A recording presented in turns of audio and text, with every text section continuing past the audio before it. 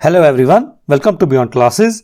तो जैसा आप जानते हैं कि हमने अपने चैनल पे एक नई सीरीज स्टार्ट की है, इंडियन पॉलिटी की सीरीज, और उसका जो पहला टॉपिक हम पढ़ रहे हैं वो है basic features of constitution of India. इस टॉपिक का पहला लेक्चर, पहली वीडियो जो है वो चैनल पे पहले से ही अवेलेबल है, तो उसका लिंक आपको डिस्क्रिप्शन बॉक्स में मिल जाएगा, आप उसको जरूर देखिए। इस वीडियो में हम उन फीचर्स को कवर करने वाले हैं जो हम पिछली वीडियो में कवर नहीं कर पाए हैं। ओके, इस टॉपिक के अलावा भी हमने आपके सिलेबस के बहुत से इंपॉर्टेंट टॉपिक्स को पहले से ही कवर किया हुआ है। आप स्क्रीन पे देख सकते हैं कि हमने किन किन टॉपिक्स को कवर किया हुआ है। इन टॉपिक्स को हमने काफी डिटेल में, काफी अच्छी तरह और with up to date material cover किया हुआ है, तो आपको इनको जरूर देखना चाहिए। मुझे उम्मीद है आपको ये पसंद आएंगे। वीडियो के एंड तक बने रहिएगा, क्योंकि वीडियो के एंड पे आपको दो चीजें मिलेंगी। आपको कुछ इंपॉर्टेंट पॉइंट्स मिलेंगे जो आपको एग्जाम में बहुत काम आएंगे, और आपको कुछ एमसीक्यूज भी मिलेंगे ताकि आप प्रैक्टिस कर सको जो भी आपने इस वीडियो में पढ़ा। वीडियो को स्टार्ट करने से पहले आपसे हम्बल रिक्वेस्ट है कि प्लीज इस वीडियो को जरूर लाइक कीजिए, शेयर कीजिए, चैनल को जरूर सब्सक्राइब कीजिए और बेल आइकन जरूर प्रेस कीजिए, ताकि जब भी हम कोई नई वीडियो अपलोड करें आपको उसकी नोटिफिकेशन मिल जाए। तो चलिए हम इस वीडियो का पहला basic feature of constitution of India पढ़ते हैं। जो इस वीडियो का पहला basic feature of constitution of India है, जो ओवरऑल 6th है, क्योंकि पिछली वीडियो में हमने 5 basic feature of constitution of India पढ़े थे। वो क्या है कि जो कॉन्स्टिट्यूशन ऑफ इंडिया है वो ऐसा जुडिशियल सिस्टम जो है वो प्रोवाइड करता है, वो एस्टेब्लिश करता है, जो इंटीग्रेटेड भी है और इंडिपेंडेंट भी है। मतलब जो जुड़ा हुआ भी है और अलग थलग भी है। वो कैसे, वो हम देखेंगे। हम इंटीग्रेटेड कैसे है वो फीचर्स भी देखेंगे, और इंडिपेंडेंट कैसे है वो फीचर्स भी देखेंगे। तो पहले हम देखेंगे इंटीग्रेटेड कैसे है। आप देखिए, ये जो इंटीग्रेटेड सिस्टम है उसमें सुप्रीम कोर्ट जो है वो हमें पता है कि टॉप कोर्ट है इंडिया की, है ना। उसके बाद जो है स्टेट लेवल पे आती हैं हाई कोर्ट्स, और हाई कोर्ट्स के नीचे और कोर्ट्स आती हैं जिनको बोलते हैं सबऑर्डिनेट कोर्ट्स, जैसे डिस्ट्रिक्ट कोर्ट्स, और बाकी जो लोअर कोर्ट्स होती हैं वो आती हैं डिस्ट्रिक्ट लेवल पे, मतलब जिनको सबऑर्डिनेट कोर्ट्स कहा जाता है। तो ये एक इंटीग्रेटेड सिस्टम बनता है ना, कि पहले सुप्रीम कोर्ट, उसके बाद हाई कोर्ट्स, और उसके बाद लोअर कोर्ट्स या सबऑर्डिनेट कोर्ट्स, ठीक है। और यही जो इंटीग्रेटेड सिस्टम है, यही सिंगल सिस्टम ऑफ कोर्ट जो है वो एनफोर्स करता है सेंटर के लॉ भी और स्टेट के लॉ भी।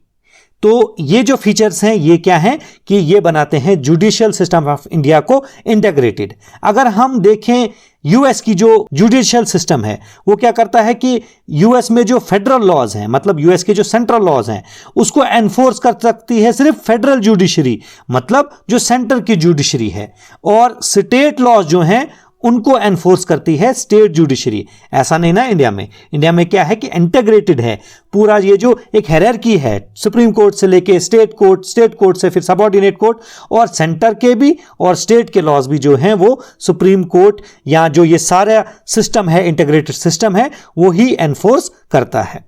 समझ आ गया आपको। अब हम देखेंगे कि ये कैसे इंडिपेंडेंट है, जो ये जुडिशियल सिस्टम है वो कैसे इंडिपेंडेंट है।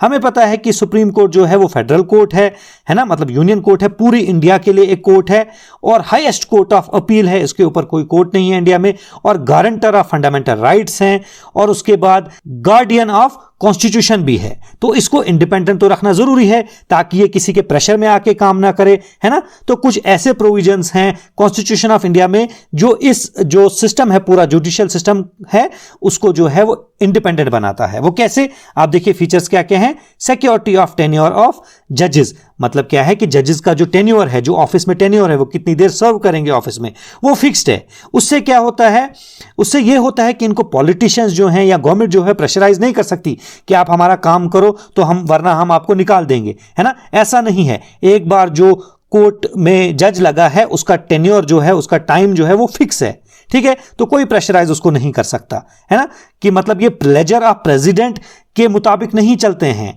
ठीक है। ये प्रेसिडेंट इनको रिमूव कर सकता है, लेकिन उसके लिए बहुत ही रूल्स रेगुलेशन, जो ग्राउंड्स दिए गए हैं कॉन्स्टिट्यूशन में, उसको फॉलो करना है। और आपको पता है कि आज तक कोई भी जो जज है वो इंपीच नहीं हुआ है, रिमूव नहीं हुआ है। तो यहीं से पता चलता है कि ये जो सिस्टम है ये इंडिपेंडेंट है, ठीक है। दूसरा अगर हम फीचर देखें, फिक्स्ड सर्विस कंडीशन फॉर जजेस। मतलब क्या है कि जो भी जज लग गया, जो भी जज बन गया, उसकी सर्विस कंडीशंस को बाद में चेंज नहीं किया जा सकता। सर्विस कंडीशन मतलब उसने कैसे सर्विस करनी, अपनी जॉब्स को कैसे अंजाम देना है, उसको कौन सी प्रिविलेजेस वगैरह मिलती हैं, उनको चेंज नहीं किया जा सकता, क्योंकि उसको भी एज टूल इस्तेमाल किया जा सकता है प्रेशराइज करने के लिए। किसी जज को बोला जा सकता है तू हमारा काम मान वरना हम तुझे ऐसा कर देंगे वैसा कर देंगे, ऐसा पॉसिबल ही नहीं है। ठीक है, उसके बाद बाकी फीचर्स भी हैं। यहां पे है ban on practice after retirement. तो मतलब क्या है कि जो सुप्रीम कोर्ट का जज है या कोई भी जज है, वो रिटायरमेंट के बाद जो है वो सर्विस में, गवर्नमेंट सर्विस में नहीं आ सकता। क्यों? क्योंकि उसको लालच दिया जा सकता है, उन पे बैन है, वो उसके बाद नहीं आ सकते। वरना उनको जब सर्विस में है उनको लालच दिया जा सकता है कि हम आपको इस पोस्ट पे रखेंगे, उस पोस्ट पे रखेंगे, हमारी बात मान लो। आप समझ आ रही है आपको कि जो है जुडिशियल सिस्टम ऑफ इंडिया जो है वो इंटीग्रेटेड भी है और इंडिपेंडेंट भी है, क्योंकि इसको कोई प्रेशराइज ना करे, क्योंकि आपको पता है जुडिशियल सिस्टम का इंडिपेंडेंट होना कितना जरूरी है। ठीक है, तो चलिए हम आगे देखते हैं और अगला फीचर देखते हैं। तो जो 7th basic feature of constitution of India है वो क्या है कि कॉन्स्टिट्यूशन ऑफ इंडिया जो है वो इंडिया को एक सेक्युलर स्टेट बनाता है। स्टेट का मतलब क्या होता है?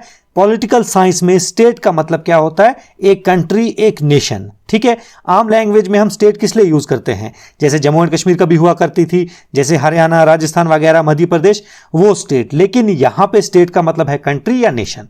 ठीक है, तो कॉन्स्टिट्यूशन ऑफ इंडिया जो है वो इंडिया को एक सेक्युलर स्टेट बनाता है, सेक्युलर कंट्री या सेक्युलर नेशन बनाता है। सेक्युलर का मतलब क्या है? सेक्युलरिज्म का मतलब है कि पॉलिटिक्स से, इकोनॉमिक, सोशल और कल्चरल एस्पेक्ट ऑफ लाइफ जो है उससे रिलीजन को दूर रखा जाए, अलग रखा जाए। और रिलीजन जो है वो हर एक बंदे का अपना पर्सनल मैटर हो, निजी मामला हो। ठीक है, जो इंडियन कॉन्स्टिट्यूशन है वो किसी भी रिलीजन को ऑफिशियल रिलीजन नहीं बनाता है इंडियन स्टेट का। आपको पता है इंडिया का कोई भी ऑफिशियल जो रिलीजन है वो नहीं है। और ये बहुत इंपॉर्टेंट पॉइंट है कि जो सेक्युलर वर्ड है वो प्रियम्बल में पहले नहीं था, बल्कि इसको ऐड किया गया। और कब ऐड किया गया? इसको 42nd constitutional amendment act of 1976 के तहत ऐड किया गया, जिसको हम मिनी कॉन्स्टिट्यूशन भी बोलते हैं, क्योंकि इसके तहत बहुत सी जो चेंजेस थी वो कॉन्स्टिट्यूशन में की गई थी, बहुत सी अमेंडमेंट्स की गई थी। ठीक है, तो यहां पे एक और बात देखने की है कि वेस्टर्न कंसेप्ट जो है सेक्युलरिज्म का, उसका मतलब क्या है?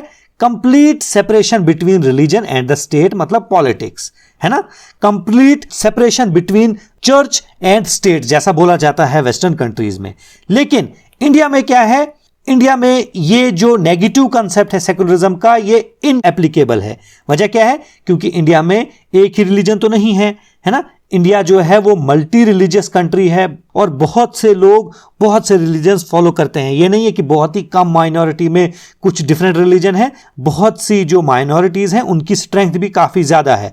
तो मल्टी रिलीजियस कंट्री है ना। तो यहां पे जो है वो पॉजिटिव कंसेप्ट ऑफ सेक्युलरिज्म चलता है, मतलब कि हर एक रिलीजन को इक्वल राइट दिए जाते हैं। ये नहीं कि कोई भी रिलीजन कुछ भी नहीं है, ऐसा नहीं बोला जाता इंडिया में, बल्कि हर एक रिलीजन को इक्वल राइट्स, मतलब रिलीजन की रेस्पेक्ट भी की जाती है और उनको जो है इक्वल राइट्स भी दिए जाते हैं। समझ आया आपको? तो चलिए हम आगे बढ़ते हैं और नेक्स्ट फीचर देखते हैं कॉन्स्टिट्यूशन ऑफ इंडिया का। अगर आप इंटरेस्टेड हैं तो आप हमारे वीडियोस के कंटेंट को पीडीएफ फॉर्मेट में भी ले सकते हैं। उसके लिए स्क्रीन पे दिए हुए नंबर पे आप हमें व्हाट्सएप कीजिए। उसके लिए आपको सिर्फ 359 रुपीज़ की छोटी सी कंट्रीब्यूशन करनी होगी। और जितनी भी आज तक हमने वीडियोस बनाई हैं आप चैनल पे चेक कर सकते हैं प्लेलिस्ट में, और जितनी भी एग्जाम तक बनाएंगे उनका कंटेंट आपको मिल जाएगा पीडीएफ फॉर्मेट में। Okay, next basic feature of constitution of India क्या है कि जो कॉन्स्टिट्यूशन ऑफ इंडिया है वो प्रोवाइड करता है concept of universal adult franchise या यूनिवर्सल एडल्ट सफरेज।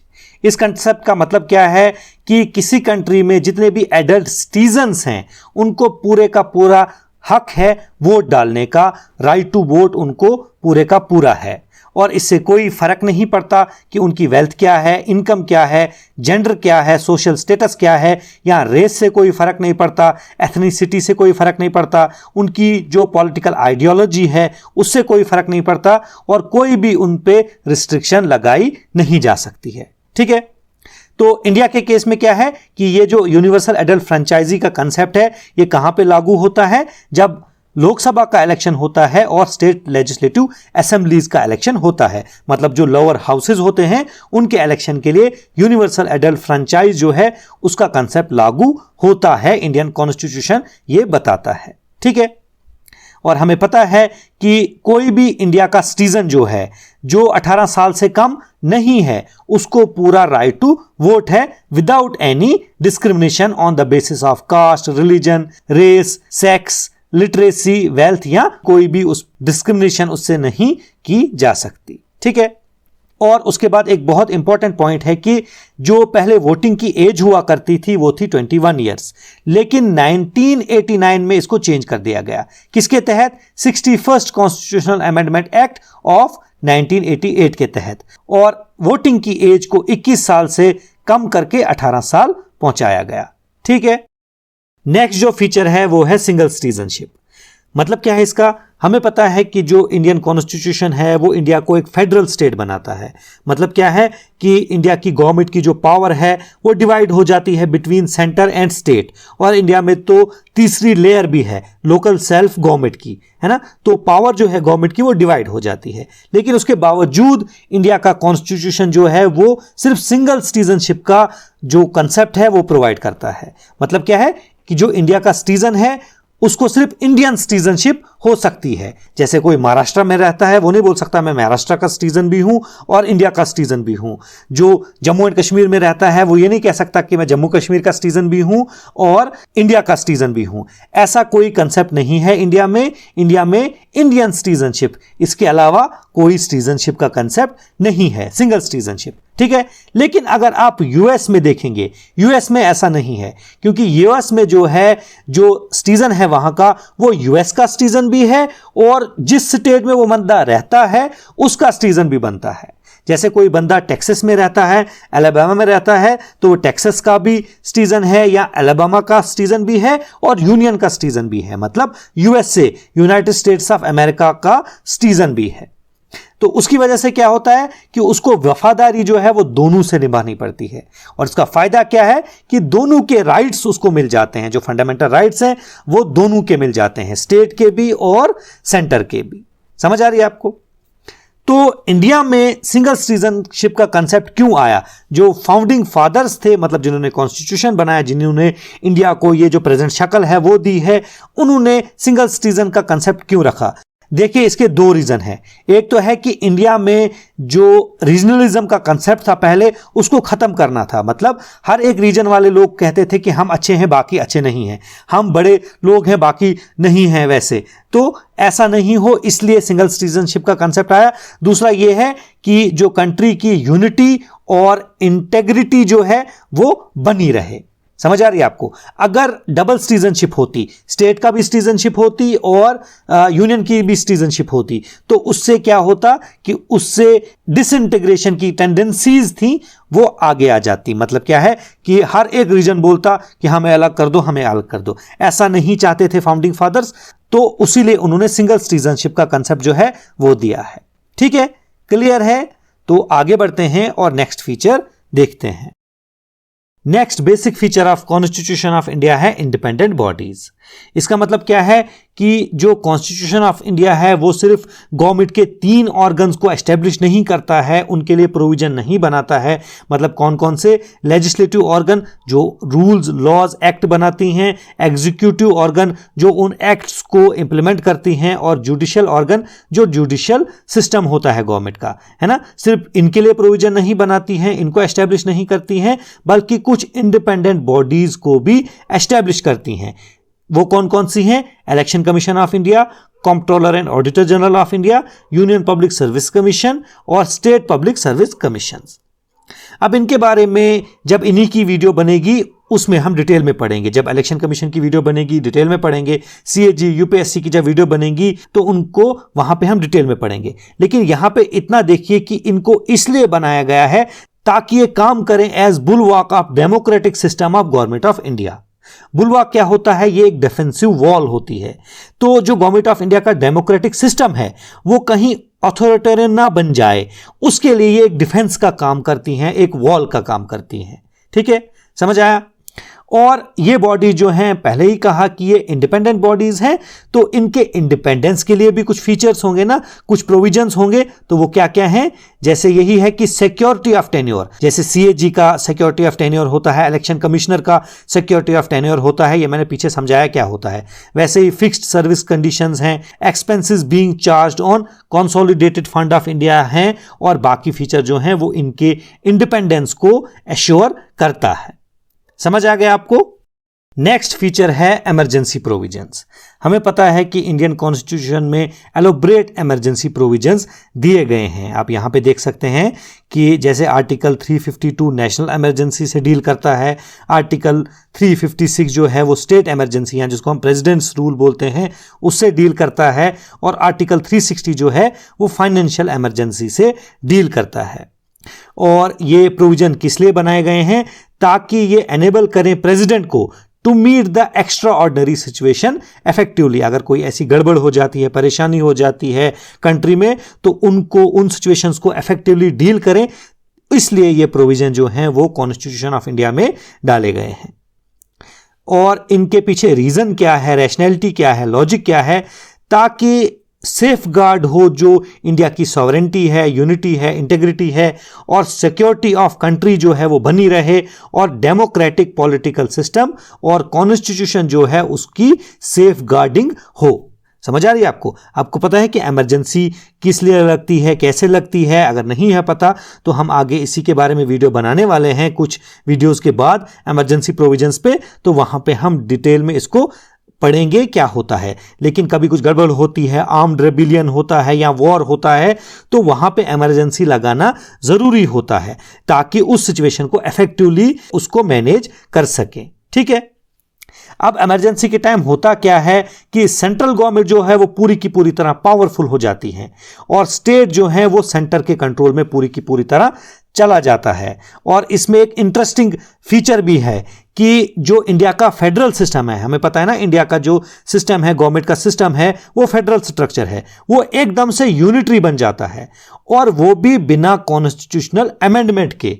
अगर किसी और कंट्री में ऐसा करना होगा तो वहां पे कॉन्स्टिट्यूशनल अमेंडमेंट लगेगा, ठीक है। लेकिन यहां पे कोई भी कॉन्स्टिट्यूशनल अमेंडमेंट के बिना ऐसा किया जा सकता है, ऑब्वियसली टेम्परेरीली, लेकिन फिर भी किया जा सकता है कि जो फेडरल सिस्टम है उसको यूनिटरी बनाए, स्टेट से सारी पावर ली जाए, लोकल सेल्फ गवर्नमेंट से सारी पावर ली जाए, और सारी पावर जो है सेंट्रलाइज हो जाए सेंटर में। और ये फीचर जो है ये इंडियन कॉन्स्टिट्यूशन का एक यूनिक फीचर है। ठीक है, तो चलिए हम आगे बढ़ते हैं। Next feature of constitution of India है कि जो कॉन्स्टिट्यूशन ऑफ इंडिया है वो 3 टायर गवर्नमेंट इंडिया में एस्टेब्लिश करता है। आप कोई भी दुनिया का फेडरल कॉन्स्टिट्यूशन देखिए, उसमें सिर्फ डुअल पॉलिटी होती है, मतलब जो गवर्नमेंट होगी, जो गवर्नमेंट की पावर डिवाइड होगी वो सेंटर और स्टेट के बीच में होगी। और ओरिजिनली ऐसा ही कॉन्स्टिट्यूशन ऑफ इंडिया में भी था, लेकिन 73rd और 74th जो कॉन्स्टिट्यूशनल अमेंडमेंट हुए 1992 में, उन्होंने 3rd लेवल ऑफ गवर्नमेंट जो है, जिसको लोकल सेल्फ गवर्नमेंट बोला जाता है, वो इंडिया में ऐड कर दिया, और अब इंडिया में 3 टायर गवर्नमेंट होती है ना। और ऑब्वियसली ये हमें दुनिया में किसी भी और कॉन्स्टिट्यूशन में नहीं मिलता है। तो 2 अमेंडमेंट्स हुए ना। 73rd अमेंडमेंट, उसने क्या किया कि उसने पंचायत्स को एक कॉन्स्टिट्यूशनल रिकॉग्निशन दी, और इसकी वजह से एक पार्ट और ऐड हुआ जो है पार्ट 9 ऑफ द कॉन्स्टिट्यूशन, और एक नया शेड्यूल आया जो है शेड्यूल 11। और ऑब्वियसली ये जो दोनों चीजें हैं, पार्ट 9 और शेड्यूल 11, ये पंचायत से रिलेटेड हैं। और 74th अमेंडमेंट जो है उसने म्युनिसिपैलिटीज को जो है रिकॉग्निशन, कॉन्स्टिट्यूशनल रिकॉग्निशन दी। पंचायत जो होती हैं वो गांव में होती हैं, और म्युनिसिपैलिटीज जो हैं वो अर्बन एरियाज में होती हैं। ठीक है। और इस constitutional amendment 74th constitutional amendment की वजह से एक नया पार्ट कॉन्स्टिट्यूशन में ऐड हुआ जो है पार्ट 9A, और शेड्यूल जो है वो 12th शेड्यूल जो है वो कॉन्स्टिट्यूशन में ऐड हुआ, और ऑब्वियसली ये म्युनिसिपैलिटीज से जो हैं वो रिलेटेड हैं। ठीक है। 13th और लास्ट जो basic feature of constitution of India जो हम पढ़ने वाले हैं वो है कि कॉन्स्टिट्यूशन ऑफ इंडिया में बहुत से इंपॉर्टेंट प्रोविजन कोऑपरेटिव सोसाइटीज के बारे में आपको मिलेंगे। हुआ क्या कि जो 97th कॉन्स्टिट्यूशनल अमेंडमेंट एक्ट आया 2011 में, उसने कॉन्स्टिट्यूशनल स्टेटस और प्रोटेक्शन दी कोऑपरेटिव सोसाइटीज को। मतलब उसने क्या किया कि उसको एक कॉन्स्टिट्यूशनल स्टेटस, कॉन्स्टिट्यूशनल मान्यता दी और प्रोटेक्शन दी कॉन्स्टिट्यूशन से ही, किनको? कोऑपरेटिव सोसाइटीज को, जो एक बहुत बड़ी बात होती है। और उसके बाद आप देखिए इसकी वजह से ये जो कॉन्स्टिट्यूशनल अमेंडमेंट एक्ट जो आया 2011 में, उसकी वजह से कितनी चेंजेस आई कि right to form cooperative societies, मतलब कोऑपरेटिव सोसाइटीज बनाने का हक एक फंडामेंटल राइट बनाया गया अंडर आर्टिकल 19। और इस अमेंडमेंट की वजह से एक नया directive principle of state policy बनाया गया। वो क्या था? Promotion of cooperative societies. और वो किस आर्टिकल के अंडर आया? Article 43B। और इसकी वजह से एक नया पार्ट जो है वो कॉन्स्टिट्यूशन में ऐड हुआ। कौन सा? Part 9B। और उसका टाइटल क्या है, मतलब उसका नाम क्या है? Cooperative societies. और ऑब्वियसली कोऑपरेटिव सोसाइटी से रिलेटेड है। इसके अलावा भी कुछ फीचर्स जो हैं, basic feature of constitution of India हैं, जो हमने इस वीडियो में नहीं पढ़ा, क्योंकि उनके लिए अपनी अपनी वीडियो बनेगी और बहुत ज्यादा इंपॉर्टेंट है आपके एग्जाम के लिए, जैसे फंडामेंटल राइट्स, फंडामेंटल ड्यूटीज और directive principles of state policy. ठीक है, तो इनकी आगे आने वाली वीडियो जो होंगी वो इन्हीं के बारे में होगी। लेकिन इसके बाद जो हम दूसरा टॉपिक पढ़ेंगे इंडियन पॉलिटी का, वो प्रीएम्बल के बारे में होगा।